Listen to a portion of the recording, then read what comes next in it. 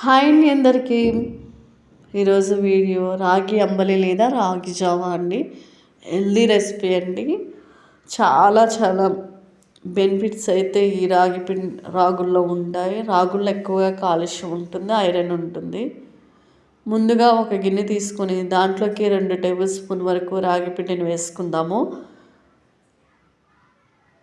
వేసుకున్న తర్వాత కొంచెం వాటర్ వేసుకొని ఉండలు లేకుండా వీడియోలో చూపించిన విధంగా కలుపుకుందాము. ఈ విధంగా కలుపుకొని పక్కన పెట్టుకుందాము. ఒక గిన్నె తీసుకొని దాంట్లోకి 2 గ్లాసుల వరకు వాటర్ వేసుకొని వాటర్ని మనము మరిగించుకోవాలి. నీళ్ళు మరగాలండి. చాలా చాలా యూజెస్ అయితే ఉన్నాయండి.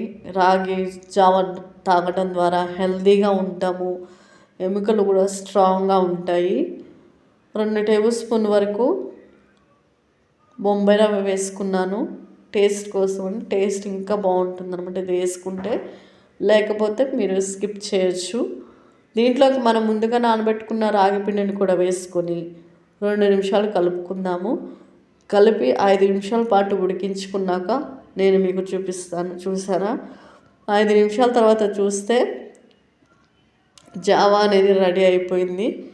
ఇప్పుడు మనం స్టవ్ ఆఫ్ చేసుకున్నాము.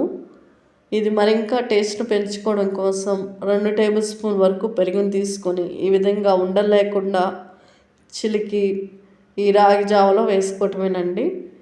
మీరు పులిసిన పెరుగునైనా వేసుకోవచ్చు. పులుసుని వేసుకుంటే ఇంకా టేస్ట్ బాగుంటుంది. మీరు ఎలా కావాలంటే అట్లా వేసుకోవచ్చు.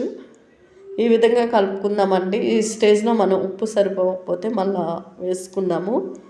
దీన్ని ఉదయం కానివ్వండి, ఈవినింగ్ కానివ్వండి, రోజుకొక గ్లాస్ తాగడం వల్ల మన ఎముకలు కూడా చాలా స్ట్రాంగ్గా ఉంటాయి. ఇదివరకు మన పెద్దవాళ్ళు ఈ రాగి జావ చేసుకొని తాగేవాళ్ళు. చాలా చాలా హెల్దీ అనమాట. దీంట్లో విటమిన్ సి కూడా ఉంటుంది. చాలా చాలా ఉపయోగాలు అయితే ఉన్నాయండి దీంట్లో.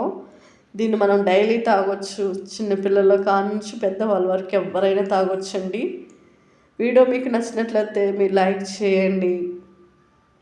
మీరు లైక్ చేయడం ద్వారా మరికొంతమందికి రీచ్ అవుతుంది. సబ్స్క్రైబ్ చేసుకోండి. థ్యాంక్ యూ ఫర్ వాచింగ్ అండి.